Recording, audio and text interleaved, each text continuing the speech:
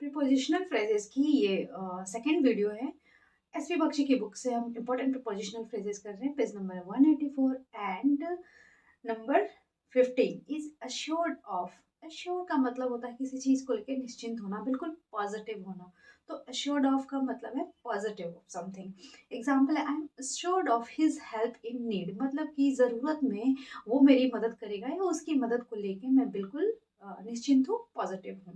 The next one is attain to. Attain का मतलब होता है कोई चीज अचीव करना। To attain, to achieve a particular position or a status. He attained to this status after hard struggle. Next one is attracted to. Attraction का मतलब होता है आकर्षण। Attracted होना मतलब किसी चीज से या किसी पर्सन से आकर्षित होना। He was attracted to her at first sight. First sight मतलब पहली नजर, तो पहली नजर में ही वह उससे आकर्षित हो गया था। The next one is avail of. Avail का मतलब होता है किसी चीज का लाभ लेना, फायदा लेना। तो to take advantage of. Example sentence है हमारा, she availed herself of this opportunity and got success. मतलब कि उसने अपॉर्चुनिटी का लाभ लिया, जो अपॉर्चुनिटी उसे मिली उसने उसका फायदा उठाया और सक्सेसफुल हो गई। यहाँ पे ध्यान देने वाली बात ये है कि आप सिर्फ अवेल ऑफ नहीं कह सकते हैं, like she availed of the opportunity, ऐसा नहीं कह सकते हैं। सी अवेल्ड हर सेल्फ ऑफ, यानी कि अगर आप या यू वर्ड यूज आप कर रहे हैं, you availed yourself of, ऐसा yourself, myself, himself, herself, ये आपको यूज करना ही पड़ेगा। सिर्फ ऑफ के साथ अवेल का मतलब ये निकल के नहीं आएगा। Next one is advance for. Advance for का मतलब होता है मैच्योर, मतलब कि जैसे कि हमारा सेंटेंस है, he is advanced for his years, मतलब कि जो उस जितने साल की उसकी उम्र है उसके लिए उस वो मैच्योर है, मतलब उम्र से अपने ज्यादा मैच्योर है। Next one is advance by. जैसे प्रोपोन बाय, मतलब जैसे पोस्टपोन होता है, निर्धारित समय से कोई चीज अगर बाद में तय कर दी जाती है कि अच्छा अब ये निर्धारित समय पर नहीं होगी, तो उसको हम कहते हैं पोस्टपोन हो गई वो चीज। इसी तरह प्रिपोन होना होता है कि कोई चीज निर्धारित समय से पहले अगर हो गई तो उसे कहते हैं प्रिपोन होना। तो एडवांस बाय अगर हम कह रहे हैं तो उसका मतलब होता है prepone by. Example sentence, the visit of president has been advance by 2 days, मतलब कि 2 दिनों के लिए जो प्रेसिडेंट की विजिट है वो प्रिपोन हो गई है, यानी कि वो निर्धारित समय से 2 दिन पहले होगी visit. Next one is abide by. Abide का मतलब होता है मानना, पालन करना, नियमों के लिए ये यूज किया जाता है।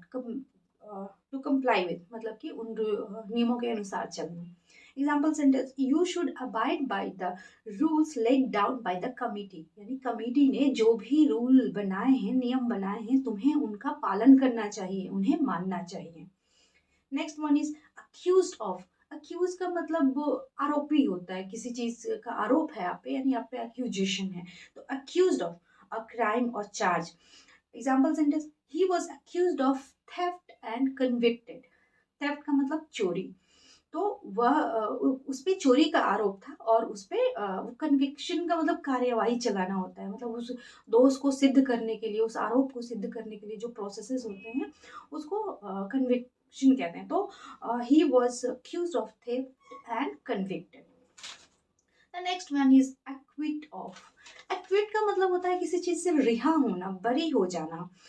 Example is, he was acquitted of the crime, यानी कि क्राइम से वो रिहा हो गया, उसे बरी कर दिया गया। The next word is admit to. कहीं पे एडमिशन लेना, एडमिशन लाइक स्कूल, कॉलेज और हॉस्पिटल में भी एडमिट होते हैं, तो वहां के लिए भी आप ये एडमिट टू यूज करते हैं। The example sentence is, he was admitted to the school on merit, मतलब उसकी मेरिट के आधार पे उसका एडमिशन हुआ था स्कूल में। Admit of. एडमिट ऑफ का मतलब स्कोप ऑफ, मतलब कि गुंजाइश होना किसी चीज की।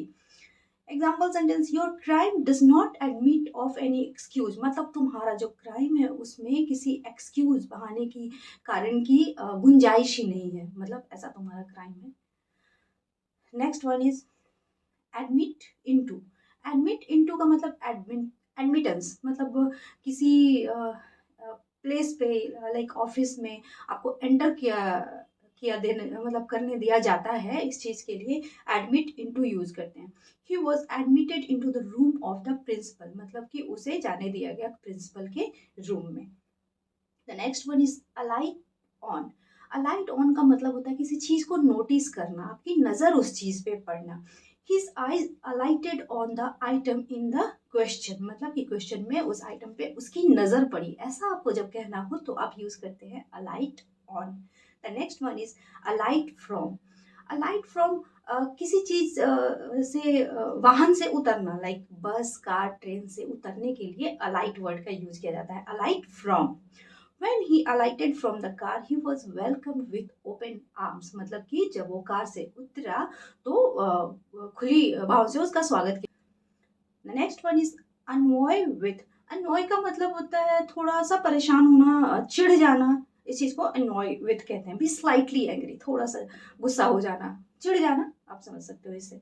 तो annoy with, nobody was annoyed, sorry, Noddy, let's change the name। Samir was annoyed with his friends on account of their misbehavior। उनके misbehavior की वजह से समीर जो था वो अपने फ्रेंड्स से चिढ़ गया था या स्लाइटली उन पे एंग्री हो गया था।